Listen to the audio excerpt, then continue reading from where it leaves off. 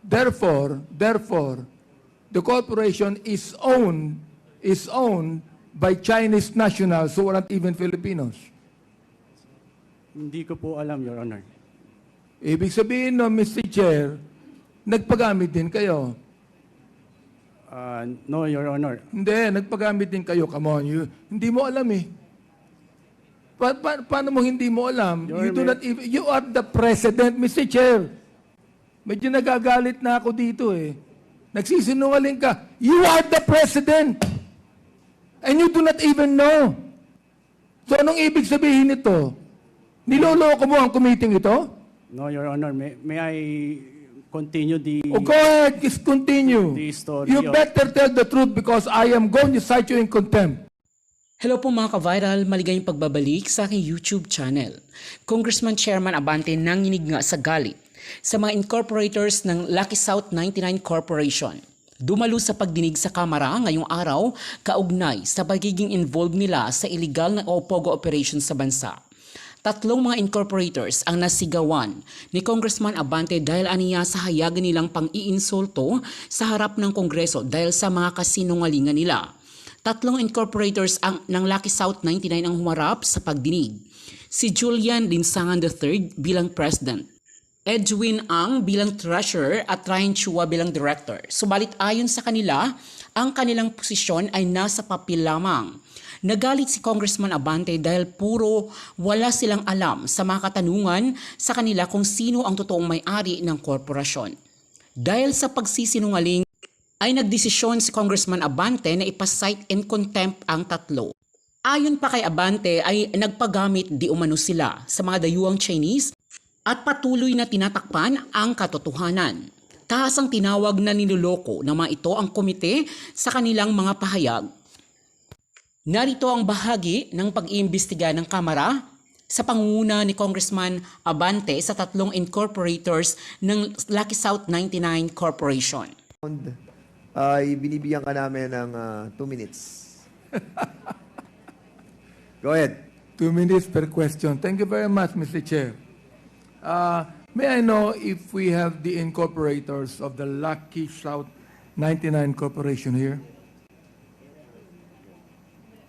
May I request them to stand up and state their name and what is their position? Ang incorporators ng Lucky... Wait. Kasi nako-confuse tayo, no? Anong Lucky South 99 are we talking about? Lucky South 99... South 99 Corporation. Corporation. And then corporation. Yun yung bago. So, Lucky South 99 Corporation, andon sila Baterna, sila Julian Linsangan, at sila Edgar Chan. May I please ask them to stand up and state their name and their position in the corporation? Ayan sila. Ano? Yes, Mr. Chair. On papers, Mr. Chair, so today, kami po yung officer ng Lucky South. Kami pong tatlo. All right. Please just state your name and give your position in the corporation. In papers, Your Honor, I'm Julian M. Linsangan III as president po. You're the president. In papers po. All right. Of the corporation. Yes, Your Honor. In papers. Yes, Your Honor. In papers lang, ha? Opo. Okay, next. Yes po, good afternoon po. Edwin Ang po, treasurer po. You are the what? Po. Edwin Ang po. And what is your position? Nakalagay po sa papers, treasurer po. In paper then? Yes po. And? Marion Ryan Chua po. In papers as director po. In papers then? Yes, Your Honor. Oo. So, let me ask. Also, Miss... okay. May I ask, who is the real owner of the corporation? Hindi po namin alam, Your Honor.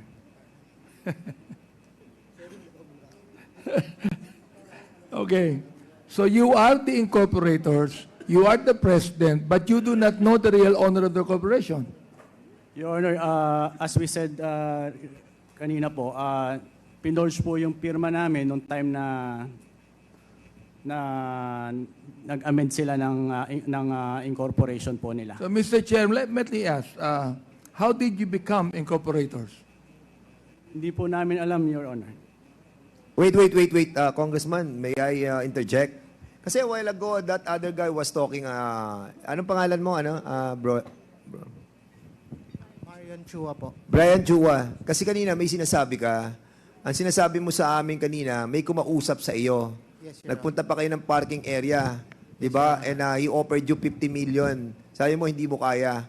Tapos suddenly, sabi mo, nag-negotiate siguro kayo or something, lumabas kayo ng 500,000. Yes, And sir. you told us that you talked to the two others para i-consider yung offer. Yes, Your So, nung kinonsider yung offer, I'm pretty sure alam nyo kung anong pinag-uusapan nyo. Di ba? 500,000 yung ilalabas nyo. Yun ang usapan nyo di ba? Mr. Chair, that's my next question. Okay, go ahead. Okay, let me ask, no? You were incorporators in papers. Mr. Chair, we're not the incorporator. Ginawa lang po kami You were officer. not really the incorporators. We're not the incorporators. Mr. Chair. Therefore, you did not pay any amount to be incorporators. Yes, Mr. Chair. Now, you only became incorporators to be able to satisfy the regulation of corporations in which 60% are owned by Filipinos. Pwede po pakiulit yung question, Mr. Chair. Okay, ano ba yung question ko? Do you realize that in any corporation in the Philippines, that the corporation must be owned specifically 60% by Filipinos? Do you realize that? Do you know that? Opo, Mr. Chair. Okay, do you know that? Therefore, you own 60% of the share. In papers, Your Honor, I don't know how much I own. So you do not even know how much share do you have. Hindi po, Your Honor. You did not contribute any money as far as buying shares is concerned. No, Your Honor. Therefore, the corporation is owned by Chinese nationals who aren't even Filipinos. Hindi ko po alam, Your Honor. Ibig sabihin, no, Mr. Chair, nagpagamit din kayo. No, Your Honor. Hindi, nagpagamit din kayo. Come on, hindi mo alam eh. Paano mo hindi mo alam? You are the president, Mr. Chair. Medyo nagagalit na ako dito eh. Nagsisinungaling ka. You are the president. And you do not even know. So anong ibig sabihin nito? Niloloko mo ang committee ito? No, Your Honor. May I continue the... Oh, go ahead, just continue. The story You of- better tell the truth because I am going to cite you in contempt to make a motion to it. Yes, Your Honor. My goodness, hindi mo alam? Ano ba kayo? Mga tanga ba kayo? Are you going to allow yourselves to be used by a Chinese national and you do not even know the corporation? You are the president of the corporation. You are. Mr. Chair, actually, Your Honor, meron pong mga dokumento, pinail ang Lucky South sa SEC na forged po yung mga pirma namin at hindi po namin alam kung ano po yung mga So you are admitting right now that your signatures were not your signatures, they were forged. Yes, Your Honor, that's why po nag-file kami ng kaso sa So Makati. they were forged. Yes, Your Honor. Who forged it? We don't know, Your Honor. Maybe the Lucky South po. Maybe the Lucky South. Okay. Again, let me repeat, Mr. Chair. Who do you believe is the owner of the Lucky South 99 Corporation? The previous po, the Chinese, ang nakalagay po doon sa... What is the name of the Chinese? Doon po sa... Before po lumabas yung pangalan namin, ang president po yung Zhang Ji. Sino po, Mr. Chair? Zhang Ji, Mr. Chair. Who is Jiang Qi? Doon po sa... Sabi mo kanina sa amin, di mo alam eh. Nabasa lang po namin dito sa nakuha namin dokumento. Your Have you met him? Honor. No, Your Honor. Have they talked to you? No, Your Honor. So, yung Jiangxi na yan, alam mong Chinese yan, di ba? So, ibig sabihin, nagpaloko kayo sa Chinese. I think, Your Honor, naloko po kami doon sa... Ayun. So, ina-admit nyo, Mr. Chair, na sila ay naloko ng mga Chinese. Now, to question here, magkano binayad sa inyo ng Chinese? No, Your Honor, wala. Meron. You do not lie to me here. Hindi pwede na gamitin kayo ng Chinese owners na walang binayad sa inyo. Come on. Mr. Chair, We're not stupid here. Nagpagamit kayo ng ganun lamang na hindi kayo binayaran? forge nga po yung pirma namin, Mr. Chair. Mr. Chair, I'd like to make a motion to hold these people in contempt. Okay, there's a motion. But before we move for the second motion, I would like to remind yung ating mga incorporators doon sa company na yon. Kasi kanina sinabi nyo na merong kayong pinag-usapan na 500,000. And that was 500,000 that you have considered. And pretty sure, dinidinay nyo na rin yung tao na kausap nyo na nawawala na, hindi na matagpuan. I think that is a lame excuse. And you are making us think twice. Actually, kanina, nung nandito kayo, napapaniwala nyo ako sa mga sa mga facial reaction. But when you spoke a while ago, yung isa, nagkaroon kayo ng contact doon sa Lucky South 99 eh. At hindi nyo lang inaamin ngayon, but you were tempted, most likely you were tempted to enter, no? With them. Kasi hindi sila mag-o-offer ng 50 million eh. Kanina, come to think of it, hindi sila mag-o-offer sa inyo ng 50 million kung there's nothing on it. And as a matter of fact, you consider it. You consider it. Anyway, so I hope that yung puso ng ating kaibigan, si Chairman, Mr. Chair, there is a motion. There is a pending motion. So,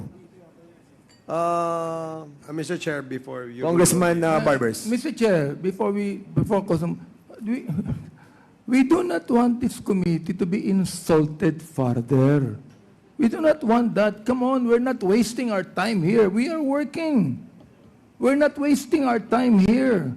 And you are insulting this committee. Oh, hindi ako nagagalit. Dynamic lang ako dito.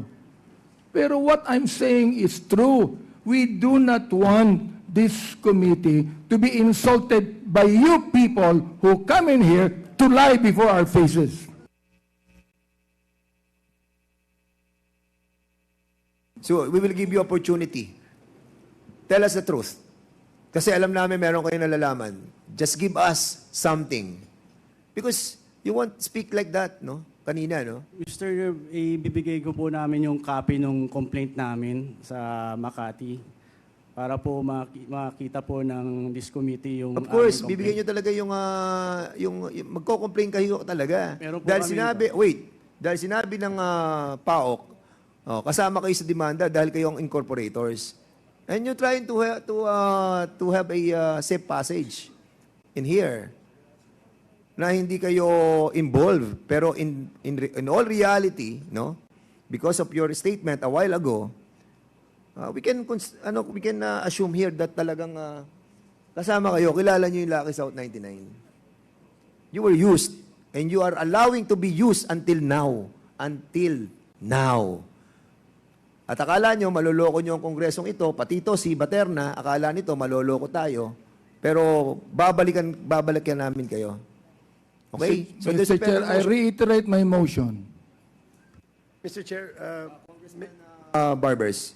Mr. Chair, before you rule on the motion, may I just ask for a 1-minute suspension for the committee to get our acts together? 1 minute suspension.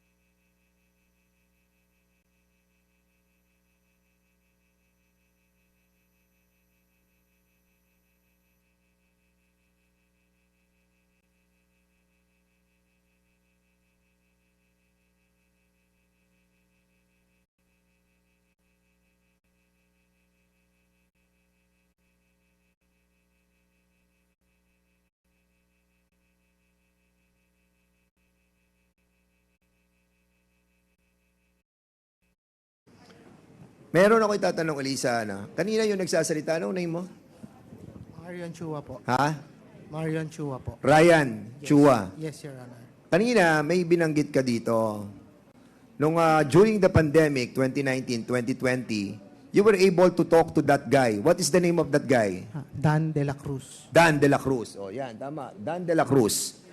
At ang offer sa iyo ni Dan de la Cruz for you to join yung kanilang Lucky South 99, di ba? Outsourcing, 50 million. Your Honor, wala pong nabanggit na pangalan ng korporasyon. Ang sabi lang po sa amin is magtatayo pa lang po. And he was telling me it was 15 million, 1.5 po. Yung parang 50 million. 15 po. 1.5. 1.5. Yung At tapos sabi nyo, hindi nyo kaya, Opo. tapos 500,000, nag-usap-usap kayo, tapos binigay nyo yung lahat ng dokumento sa kanila. Correct? Why do you have to give all your documents na hindi naman pala kayo sasama? And as a matter of fact, Edwin, Chua, this was during pandemic. no, Your Honor. Sabi mo kanina, pandemic, handun kayo sa parking area. Ah, Don't lie. Your Huwag ka Honor. magsisinungaling because you are incorporated now dito sa Lucky South 99 Corporation. You were offered Lucky South 99 Outsourcing Incorporated during the pandemic noong 2020. And now, 2023, dun kayo sumama sa Lucky South 99 Corporation. Your Honor, nakilala ko po yung Dan de la Cruz nung pandemic kasi bumibili po siya sa akin nung Battle Tuyo ko po. Last year lang po niya ako binigyan ng offer nung nagkita lang po kami ulit sa may parking lot. Sabi sa mo kanina, Araneta. pandemic kayo, nakita sa parking Your area. Honor. Nagkikita po kami sa parking area para bumili po nung paninda ko na Battle Tuyo po. Doon ko po siya nakilala. And then, in-offer po niya sa akin yung bagong corporation daw po. Last year lang po. Well, Last yan ang year, alibay July nyo. po. Ngayon. Ano po yun? Yan ang Your alibay Honor? nyo ngayon. No, Your Honor. Yun po yung katotohanan. Kasi, Last year, July 2023 lang po niya ako sinabihan, Your Honor. Anyway, so, ako, basically, I don't know with the body. So, Congressman Flores, please. Thank you, Mr. Chair. What's your name? I'm sorry. Please state your name. Marion Ryan Chua po. Okay, Mr. Chua, do you know Cassandra Leong? Nakita ko po siya sa video conference call by Mr. Dan de la Cruz po. And when was that? Nung November, nung nag-meet po kami ni Mr. November Dan de of la what Cruz. year po? 2023 po. 2023, November 2023. So you had a video call with Cassandra Leong. Yes, Your Honor. And the nature of the call was what? Doon po inintroduce sa amin ni Mr. Dan de la Cruz na si Miss Cassie Ong po ang boss niya. And doon po sinabi niya na magtatayo nga ng korporasyon. Doon na po siya nagbigay na, yun nga, pinipilit na kami magbigay ng pera na sabi po namin, wala po kaming pera pa. But you're not personally friends with Cassandra Leong. No, Your Honor. First time lang po namin nakita siya via video conference call using Mr. Dan de la Cruz mobile phone po. Was that the only conference call that you had with Cassandra Leong? Yes, Your Honor. Was that the only conference call that you had with any other officers of Lucky South 99? With Miss Cassandra Ong lang po. That's the only time. That's the only time. Yes, Your How Honor. about meetings with other persons connected with Lucky South 99? No, Your Honor. Yung sa parking lot, ano yan? Kay Mr. Dan de la Cruz po. And how is he related with Lucky South 99? Hindi ko po alam, Your Honor. So he just brings up to you the idea of Lucky South 99 or forming a corporation without you knowing that he was part of Lucky South 99. Is that correct? Your Honor, ang sabi lang po niya sa akin is new corporation po. Wala pong nabanggit na Lucky South 99 or any name of corporation. Okay, now let me ask Pauk. Sir, what information do you have about the knowledge of these persons as far as the Lucky South 99 Corporation is concerned? As far as the Philippine incorporators are concerned, we are fairly convinced that they knew what they were entering into. Sir, look at it, Congressman. Cassie Lee was able to establish a mansion worth 2.5 billion pesos.